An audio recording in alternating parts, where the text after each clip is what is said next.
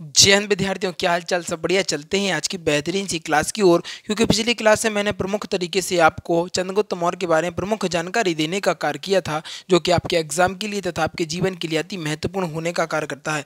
याद रखिएगा विद्यार्थियों, यदि आप 2023 के अंतिम में एक बेहतरीन सी जॉब पाना चाहते हैं तो फटाफट जुड़ जाएं फ्यूचर एकेडमी XYZ पर, क्योंकि यह एक ऐसा प्लेटफॉर्म है जो कि आपको फ्री में सारी चीज़ें देने का कार्य करता है। मैं आपको बता दूं, सोचने वाले सिर्फ सोचते रह जाएंगे। ज़्यादा सोचेंगे ना तो सिलेक्शन नहीं हो पाएगा, सोचने में समय निकल जाएगा। जब इतना सोचोगे तो पढ़ोगे कब? तो इसलिए कहते हैं ध्यान रखिएगा, सोचने वाले सोचते रह जाते हैं। और ध्यान रखें, अपने अलावा अपने दोस्तों का भी भला करें। इन वीडियो को भेज दिया करें, स्टेटस पे लगा लिया करें, क्योंकि कर भला तो हो भला, है ना। इसलिए कह रहा हूँ, मैं आप लोगों के लिए बहुत बेहतरीन चीज़ें करता रहता हूँ। और इसके अलावा स्टार्ट होने वाली है कुछ समय के बाद मैथ भी मैं स्टार्ट करने वाला हूँ। बहुत गजब की बुक से स्टार्ट करूँगा। आपको बुक भी बता दी जाएगी, आप घर पर प्रैक्टिस भी कर सकेंगे, जिससे कि आपके जीवन में कष्ट उत्पन्न ना होगा। ठीक है, चलते हैं अपनी बेहतरीन सी जानदार सी शानदार सी क्लास की ओर। अगर हम देखें चंद्रगुप्त मौर्य के बारे में, तो यहाँ पर समझिएगा थोड़ा सा प्रमुख रूप से।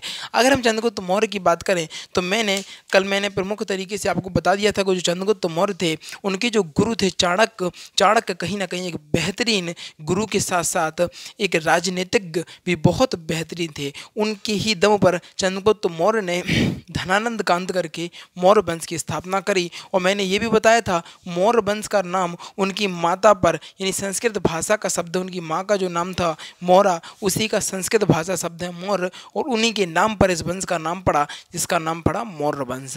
इसके अलावा प्रमुख रूप से मैंने कल आपको ये भी बताया था कि मौर्य वंश चंद्रगुप्त मौर्य ने धनानंद की मृत्यु करके, या धनानंद को पराजित करने के बाद उसकी पुत्री दुर्धरा से विवाह कर लिया था। इसके अलावा एक बार मैंने ये भी बताया था कि यूनानी आक्रमण हुआ था, ठीक है, जिसमें सेल्यूकस निकेटस जो था, उसकी पुत्री से उन्होंने क्या कर लिया था, विवाह कर लिया था, जिसमें दहेज में आपको बता दें ईरान वगैरह सारी चीज़ों को दहेज में ले लिया गया था। ये सारी चीज़ें रही थी, और आज हम बहुत बेहतरीन तरीके से मौर्य वंश में आगे बढ़ते दिख रहे हैं। अगर बात करें चंद्रगुप्त मौर्य की, तो चंद्रगुप्त मौर्य ने सेल्यूकस निकेटस को भी गिफ्ट के रूप में क्या दिया था, 500 हाथियों का उपहार दिया था। और मैं बता दूं, ये 500 हाथी भाई साहब कम के समझते हो का बहुत होता है।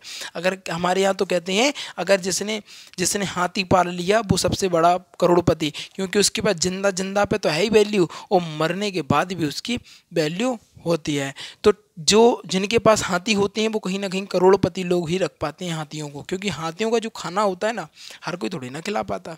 ठीक है, तो बात करें चंद्रगुप्त मौर्य की, तो चंद्रगुप्त मौर्य ने सेल्यूकस निकेटस को 500 हाथियों का उपहार दिया। कितने हाथियों का भैया? कहना सर 500 हाथियों का उपहार दिया था। इसके अलावा आगे हम बात करें तो भारतीय इतिहास का प्रथम महान सम्राट, क्या भारतीय इतिहास का प्रथम महान सम्राट चंद्रगुप्त मौर्य को कहा जाता है। किसको कहा जाता है? चंद्रगुप्त मौर्य को कहा जाता है भारतीय इतिहास का महान सम्राट। क्या महान सम्राट जो है वो कौन है? कहना सर चंद्रगुप्त मौर्य को कहते हैं। किसको कहते हैं? चंद्रगुप्त मौर्य को कहा जाता है। और भैया महान कहना हो यार, जिसने विश्व विजेता धनानंद को हरा दिया, बहुत बड़ी बात होती है। यूनान से आक्रमणकारियों को हरा दिया, सेल्यूकस निकेटस को हरा दिया, तो क्या यार महान तो होना ही चाहिए, क्योंकि दमदार जानदार शानदार था भाई साहब। अगर बात करें सेल्यूकस निकेटस की, सेल्यूकस निकेटस ने अपना राजदूत राजदूत जिसका नाम था मेगास्थनीज को चंद्रगुप्त मौर्य के दरबार में भेजा। किसके दरबार में भेजा? चंद्रगुप्त मौर्य के दरबार में भेजा। याद रखिएगा, एग्जाम में बहुत ज़्यादा पूछा जाता है कि बताइए सेल्यूकस निकेटस ने अपना राजदूत किसके दरबार में भेजा। ठीक है, तो सेल्यूकस निकेटस ने अपना जो राजदूत है वो चंद्रगुप्त मौर्य के दरबार में भेजा, और उस राजदूत का जो नाम था वो था मेगास्थनीज। क्या नाम था? कहना सर वो उसका नाम था मेगास्थनीज। चंद्रगुप्त मौर्य के दरबार में भेजा। यूनानी लेखक पाटलिपुत्र को पाटलिबोध्रा कहते थे। क्या कहते थे? पाटलिबोध्रा कहते थे। अच्छा, इसके अलावा अगर हम आगे बात करें, ठीक है, अगर हम आगे बात करें चंद्रगुप्त मौर्य की, तो यहाँ पर देखिएगा मेगास्थनीज की एक पुस्तक है जिसका नाम इंडिका है। बहुत ज़्यादा एग्जाम में आती है। क्या भैया? बहुत ज़्यादा एग्जामों में पूछी जाती है। मेगास्थनीज की पुस्तक का नाम बताइए। वो है इंडिका।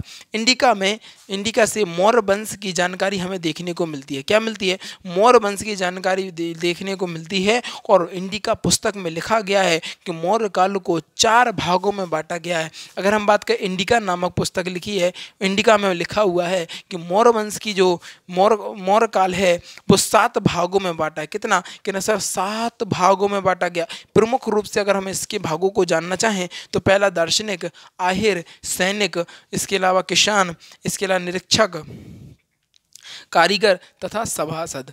ये सारी कितने भागों में? 7 भागों में। पहला याद रखिएगा दार्शनिक, आहिर, सैनिक, किसान, निरीक्षक, कारीगर तथा सभासद। ठीक है, ये 7 भागों में मौर्य काल को बांटने का कार्य किया। और ये बांटने की जो चर्चा है इंडिका में लिखी, इंडिका में बताया गया है। इंडिका किसकी पुस्तक है? मेगास्थनीज की पुस्तक है। किसकी?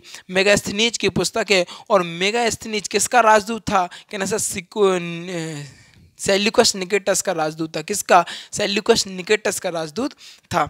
अगर हम आगे बात करें प्रमुख रूप से तो इसमें सर्वाधिक संख्या, अगर हम बात करें इसमें सर्वाधिक संख्या की बात करें तो किसानों की थी। क्या थी? सर्वाधिक संख्या की अगर बात करें तो किसानों की थी। क्योंकि हम कहीं भी कितने भी आगे बढ़ लें, अगर हम अपने दादा के परदादा को देखेंगे तो वो कहीं ना कहीं किसान ही देखने को अपन को मिलेंगे।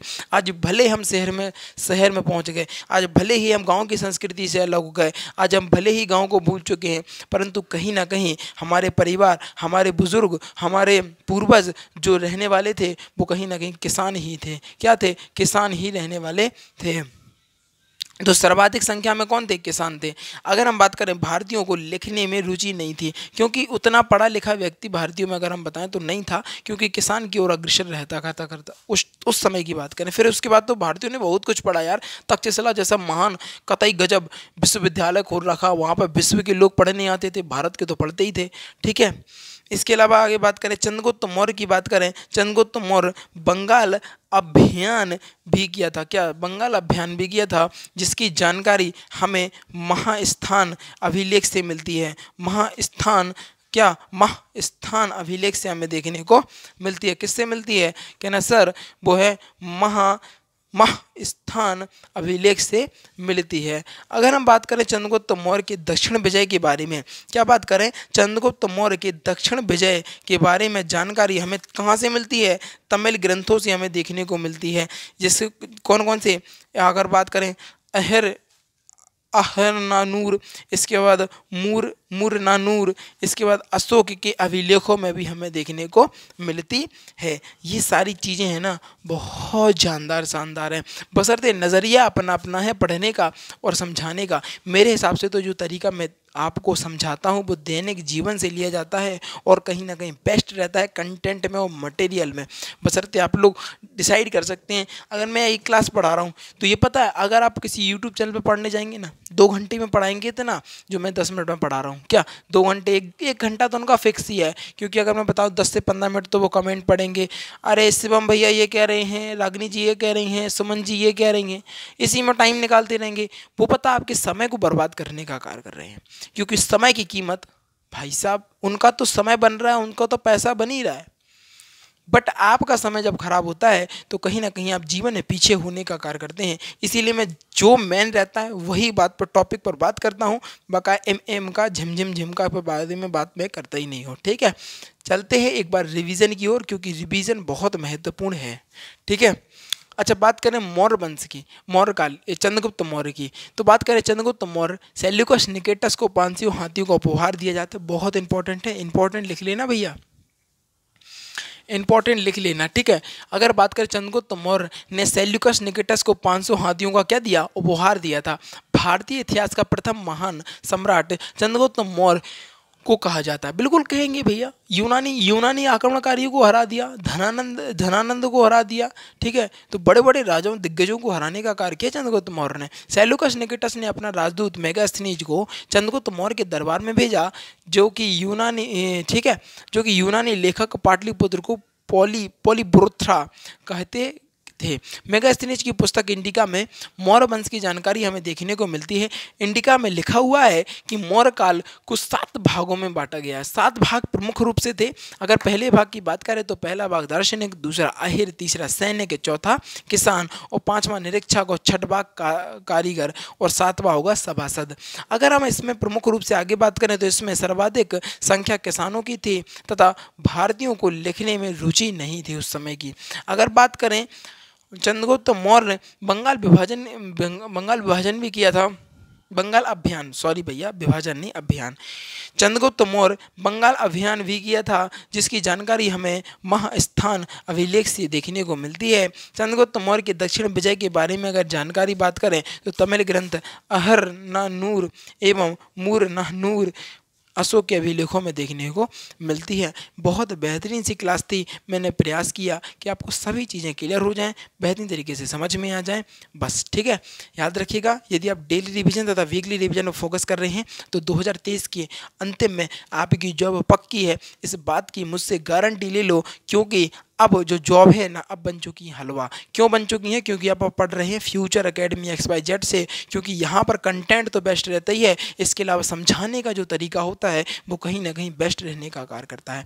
इन्हीं चंद शब्दों के साथ विदा लेना चाहूँगा। जो विद्यार्थी नए हैं, याद रखिएगा, जो विद्यार्थी नए हैं वो जल्दी से वीडियो को लाइक कर लेंगे, चैनल को सब्सक्राइब कर देंगे और शेयर करके आएंगे अपने यार दोस्तों और चाहने वालों के साथ। क्योंकि आज की जो वीडियो थी कहीं ना कहीं बेहतरीन, गजब और लाजवाब होने का कार्य कर रही थी। इन्हीं चंद शब्दों के साथ विदा लेना चाहूँगा। जीवन में आनंदित रहिएगा और आगे बढ़ते रहिएगा। Thanks for watching. और इसका स्क्रीनशॉट महत्वपूर्ण तरीके से ले लीजिएगा, जल्दी से इसका स्क्रीनशॉट ले लीजिएगा।